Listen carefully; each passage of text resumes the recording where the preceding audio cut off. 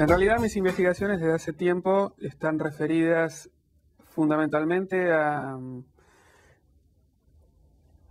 realidad a la cultura de la marginalidad. Es decir, desde mediados de los años 80 yo investigo sobre distintos rasgos de la cultura de sectores marginales. Y he pasado de investigar la cultura política, la cultura religiosa, y más o menos desde el año 97 me dediqué a investigar eh, la violencia, digamos, la emergencia de interacciones o formas de sociabilidad que incluyen la violencia en sectores marginales. Eh, Entendiendo que, digamos, la investigación de la violencia tiene una complejidad que es que es particularmente sensible a los problemas de etnocentrismo, es decir, cuando uno investiga fenómenos que tienen que ver con la violencia, tiene que tener muy en cuenta que no necesariamente las percepciones que uno tiene de lo que es violento y no coinciden con lo que las personas tienen de lo que es y no violento. De todas maneras, una de las razones por las cuales empecé a investigar eso es que, digamos, los propios sectores sobre los que yo investigaba reconocían cada vez más la violencia como un rasgo presente en sus interacciones. Entonces, por eso me preocupó. Ellos percibían que ciertas formas de transgresión, lo que genéricamente llamaríamos delito, estaba más presente en sus vínculos. Percibían que había más transgresiones de los que ellos conciben como normas.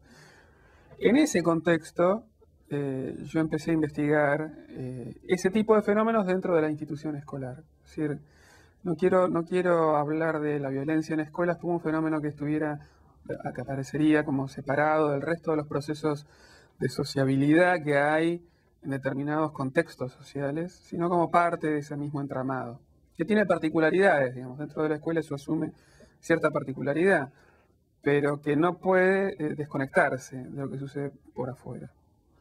Y en esa trayectoria de investigación, si bien formalmente como proyectos de investigación académica, que es mi profesión, a lo que yo me dedico, los empecé en el 97, en el 98, yo ya había hecho algunos trabajos en el año 91. Entonces en el 91 yo ya había hecho algo de trabajo, en realidad no como, digamos, había hecho una investigación, pero formaba parte del personal de la escuela en ese momento en lo que en la provincia de Buenos Aires son los equipos de orientación escolar.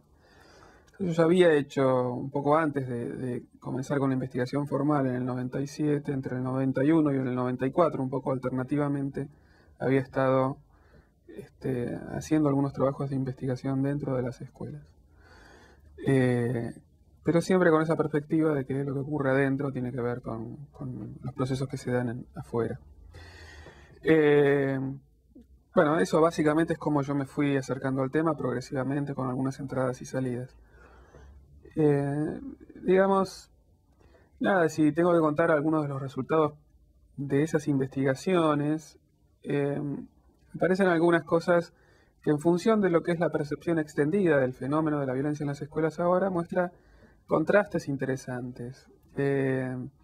Por un lado hay una cosa que es que lo que parece ahora como una novedad a partir del suceso de Carmen de Patagones, digamos, hace 2 años, 1 año y pico, en realidad no lo es tanto, es decir, cuando uno miraba los procesos que se daban en el año 91, 92 o en el 94, que fueron los años que yo trabajé, hay eventos que son similares, digamos, dentro de las escuelas y uno puede reconocer que lo que aparece en la prensa magnificado en la actualidad como un fenómeno excepcional y de la coyuntura actual, en realidad viene ocurriendo desde hace bastante tiempo. Eso es una salvedad interesante con lo que en general se tiene como percepción extendida del fenómeno de la violencia. Otra percepción interesante que tiene que ver más con los resultados de mi investigación actual es que el fenómeno no está tan extendido como se supone, es decir, como en general se plantea. Cuando uno mira la distribución de hechos violentos en las escuelas, lo que observa es que hay algunas escuelas en donde esos fenómenos son muy marcados, pero son una cantidad bastante acotada de escuelas, y en la mayoría de las escuelas ese tipo de hecho violento que aparece reflejado en la prensa como robo o amenazas o lesiones entre alumnos o entre alumnos y docentes o entre padres de alumnos y docentes, etcétera, esos eventos ocurren muy acotadamente en lugares muy específicos, se concentran en determinados entornos sociales Es decir, no aparece como un fenómeno extendido en todo el sistema educativo, como un fenómeno recurrente, extendido. Digamos, si uno se pone riguroso, es decir, bueno, ¿qué dicen los datos? ¿Qué revelan los datos? Explicar las causas es difícil. Y voy a, digamos, tal vez analizar por qué es difícil decirlo, nos permite entender algo más.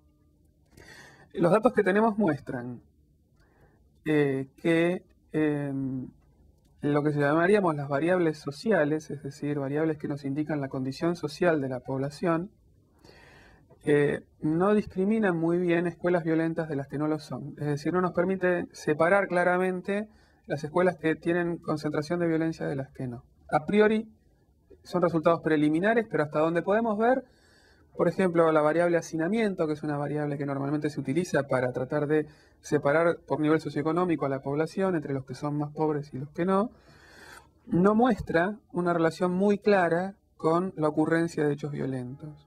No parece tener una relación a priori muy clara. Otras variables como el nivel educativo de los padres de los alumnos o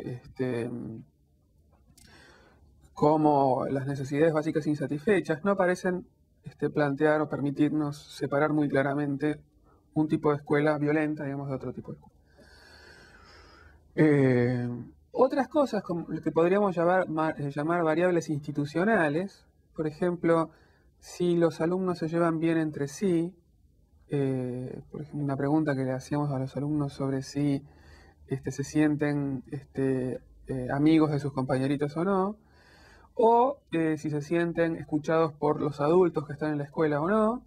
Esas variables, esas preguntas, parecían discriminar mejor entre chicos que habían sufrido violencia y chicos que no habían sufrido violencia. ¿Por qué yo digo que, digamos, cuando yo cuento esto parece que es obvio, o sea, la institución genera conflicto, pero no es tan obvio? ¿Por qué no? Por un lado, porque las variables sociales de las que yo hablé desagregan muy groseramente. ¿Qué quiere decir? El conjunto de lo que llamaríamos pobres y el conjunto de lo que llamaríamos no pobres con esas variables son, a su vez, grupos muy heterogéneos de personas. Entonces estamos, para decirlo de una manera gráfica, estamos metiendo en una misma bolsa personas que entre sí, socialmente hablando, socioeconómicamente hablando, son muy distintas. Y no tenemos datos suficientes para desagregar esos universos, es decir, para ver qué diferencias hay entre aquellos que nosotros estamos llamando pobres, muy genéricamente, y qué diferencias hay entre aquellos que estamos llamando no pobres, muy genéricamente. Entonces, no sabemos bien, porque esos conjuntos son muy heterogéneos, y por ahí si los desagregáramos, encontraríamos que hay grupos dentro de ellos donde sí la violencia se concentra, etc. O sea que ahí no sabemos. Sabemos hasta un punto, pero no sabemos con precisión. Y en un fenómeno tan sensible conviene saber con precisión antes de hacer cualquier afirmación. Y con respecto a las instituciones, el problema es que, como la encuesta está hecha sobre alumnos, todavía no sabemos, es algo que vamos a poder saber, pero todavía no sabemos si esos alumnos que se sienten que no están bien integrados a sus compañeros o que los adultos no los escuchan, son todos alumnos que pertenecen a las mismas instituciones, y por lo tanto podríamos decir es un problema de la institución, o si son alumnos aislados que están distribuidos más o menos homogéneamente entre todas las instituciones, con lo cual no es el problema de algunas instituciones en particular, sino es el problema de cómo son incluidos un tipo de alumno específico en casi todas las instituciones. Es decir, si sería el problema de algunos alumnos que tienen dificultades para integrarse al resto de sus compañeros o para interactuar bien con los adultos, o si efectivamente hay instituciones particulares en donde esos problemas son más agudos que en otras. Eso todavía no lo sabemos. Eso lo vamos a poder saber. El análisis estadístico de los datos que tenemos nos lo va a permitir conocer, pero exige un procesamiento de los datos que todavía no completamos. Estamos en proceso de completar, pero todavía no los hemos completado. Por eso yo decía que no tenemos claro todavía si, digamos, cuáles son las causas que permiten entender por qué en algunos lugares se concentran y en otros no. Una de las cuestiones que surgió a la luz pública varias veces, así como lo de la violencia en las escuelas, fue la proliferación de un género musical que es la cumbia villera. Y hay cierta vinculación con lo que yo mencionaba hace un rato, de que los propios sectores pobres, de menores ingresos, etcétera, empezaron a percibir ellos mismos que los niveles de transgresión en sus relaciones sociales eran cada vez más altos y que los niveles de violencia en sus vínculos eran cada vez mayores. Y la cumbia villera es un poco el emergente de ese proceso, es la manifestación pública de esa experiencia que determinados sectores de la sociedad estaban teniendo. Por eso, digamos, eso explica, en cierta manera, su éxito y explica el hecho de que haya sido censurada. Es decir, es la expresión de un sector social que se había reflejado en eso y por lo tanto lo consumía, en el sentido de comprar los discos o ir a las bailantas, etcétera, escucharlo. Pero también, digamos, esa expresión, al ser pública y estar en los medios masivos de comunicación, se hizo evidente para el conjunto de sectores sociales que no eran afectados por ella. Y que entonces, digamos, reaccionaron un poco espantados con eso y lo censuraron. Digamos. Fue una reacción, creo yo, emocional más que moral, digamos, ¿no? ¿Cómo puede ser que esté esto? Bueno. ¿Qué continuidad tiene con la escuela? Bueno, muchas y ninguna. Es decir, la cumbia villera en sí misma no es un fenómeno que tenga que ver con el proceso de escolarización. Sí tiene que ver con el hecho de que la cultura que está reflejada en ese género musical está también pues, trasladada dentro de la escuela, digamos. Y entonces no es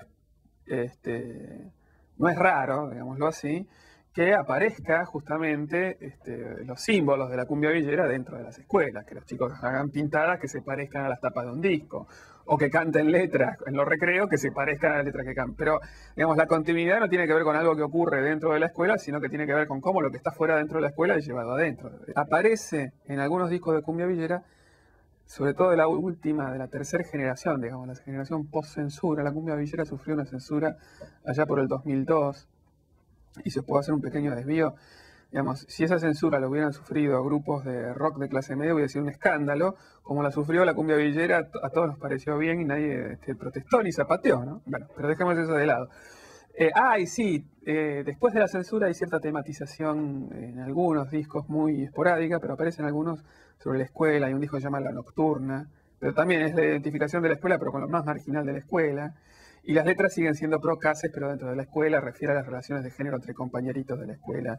Creo que aparece tematizada con la misma lógica con que los chicos lo hacen fuera, digamos. Es el mismo código con lo que los chicos tratan a la escuela que aparece reflejado en la cumbia. No es que la cumbia villera haga algo distinto de lo que hacen en general los chicos.